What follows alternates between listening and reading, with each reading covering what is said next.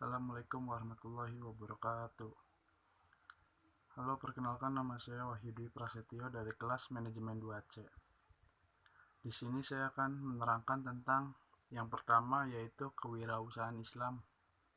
Pengertian dari kewirausahaan Islam adalah suatu kegiatan atau proses dalam menciptakan suatu barang baru dengan kreativitas dan penuh motivasi berdasarkan ajaran-ajaran Islam. Yang kedua yaitu karakteristik pengusaha Islam. Yang pertama, takwa. Yang dimaksud dengan takwa di sini yaitu di mana kita sebagai pengusaha Islam harus menaati ajaran-ajaran Allah Subhanahu wa taala dan menjalankan segala perintahnya serta menjauhi segala larangannya.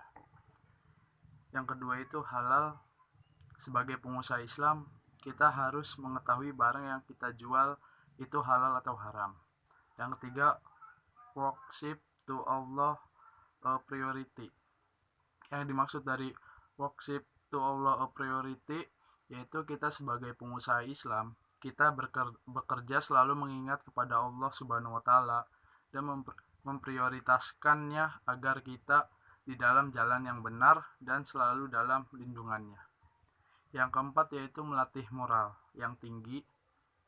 Yang dimaksud adalah Islam sangat melarang riba karena riba akan merugikan orang lain, seperti yang tercantum dalam surat Ali Imran ayat 130.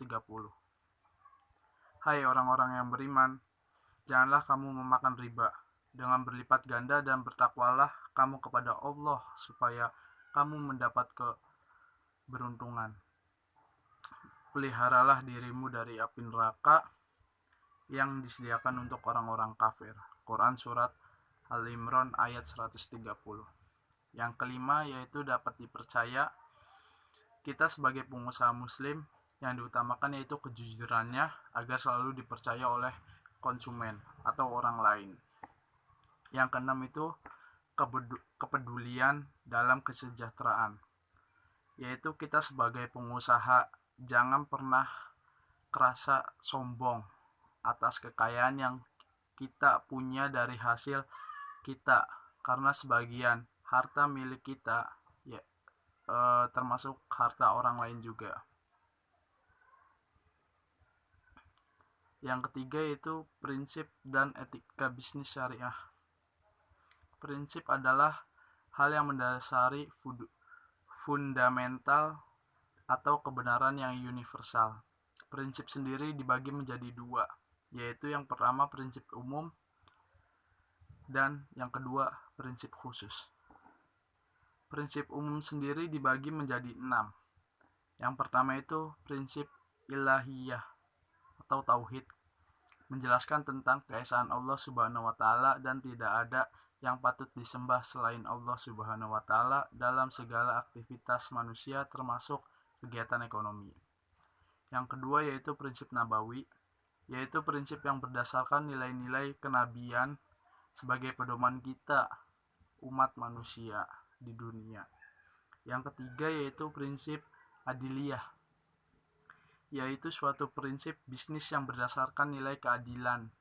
Yang keempat itu prinsip quri'ah, yaitu prinsip yang merupakan kebebasan untuk melakukan sesuatu atau tidak melakukan sesuatu.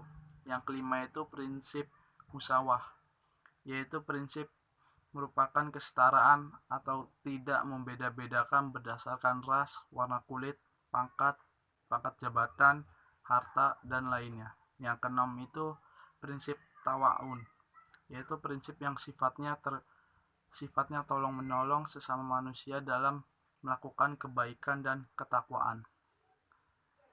Yang kedua prinsip khusus. Prinsip khusus sendiri dibagi menjadi 7 bagian. Yang pertama yaitu prinsip tabalul manafi, yaitu prinsip yang tidak menganjurkan untuk saling merugikan antara penjual dan pembeli. Yang kedua itu prinsip pemerataan, yaitu setiap manusia berhak memiliki setiap manusia berhak memilih hak berbisnis yang sama. Yang ketiga itu prinsip antarhin, yaitu keleraan atau keridoan ketika berbisnis atas keuntungan yang didapatnya.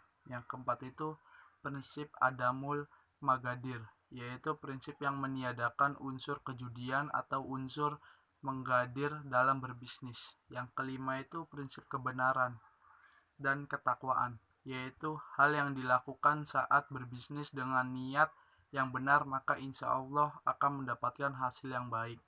Yang keenam itu prinsip musyawarah, yaitu jika melakukan kerjasama dengan orang lain maka bagi hasil harus sama rata dan dilakukan dengan cara bermusyawarah.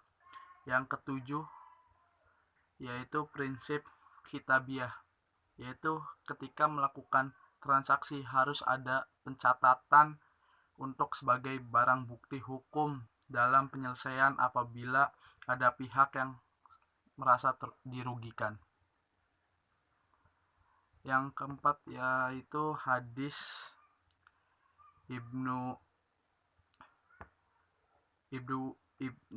Daud dan Ibnu Majah, yaitu suatu ketika datang seorang laki-laki dari kalangan Ansyar kepada Rasulullah SAW meminta-minta. Rasul lalu bertanya pada lelaki itu, apakah di rumahmu ada sesuatu? Dia menjawab, ya, ada hils dan bejana untuk minum. Beliau berkata kembali, bawalah ke sini benda-benda itu. Sejenak kemudian laki-laki itu datang dengan membawa hils dan bejana. Kemudian Rasul menawarkan benda-benda tersebut pada para sahabat. Dari hasil penjualan didapatkanlah uang 2 dirham. Rasul bersabda, 1 dirham gunakan untuk membeli makanan dan berikan pada keluargamu, dan 1 dirham lagi digunakan untuk membeli kapak, kemudian datang lagi padaku dengan membawa kapak tersebut. Setelah itu Rasul mengikatkan sepotong kayu sebagai pegangan kapak dengan tangannya dan bersabda kembali, pergi dan carilah kayu bakar lalu jualah. Aku tidak ingin melihatmu selama 15 hari. Dalam jangka waktu yang telah ditetapkan, lelaki itu datang lagi dengan membawa 10 dirham. Uang itu dia belikan pakaian dan makanan. Lalu Rasulullah SAW berkata, ini lebih baik daripada energi meminta-minta yang berarti meletakkan 1 noktah hitam di wajahmu pada hari kiamat kelak. Dan yang terakhir, yang kelima, yaitu alasan saya ingin menjadi pengusaha, yaitu supaya saya ingin mendapatkan profit yang lebih besar, karena dengan memiliki penghasilan yang besar maka kebutuhan akan terbutuhi selama kita hidup. Dan yang bakal saya lakukan ntar yaitu mengumpulkan modal awal dan melakukan bisnis.